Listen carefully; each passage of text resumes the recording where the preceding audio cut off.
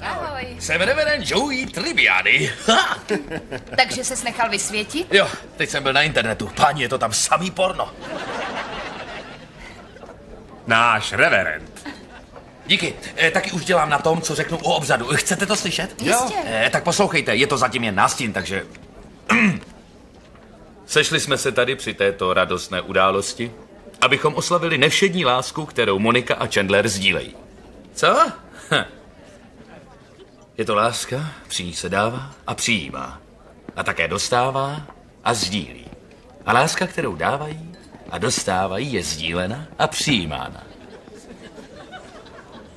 A tím, že ji dostávají a dávají a sdílejí a přijímají, i my můžeme sdílet, milovat, dostávat a přijímat.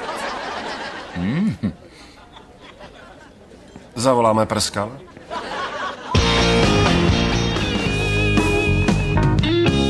Takže už jsem něco připsal. Můžu? Ano, jistě. Když pomyslím na lásku, již ti dva dávající a přijímající sdílejí, nezbývá mi, než jim závidět život, v němž dávají, milují a dostávají a teď nevím, jaký slovo sem dát. Co přijímají?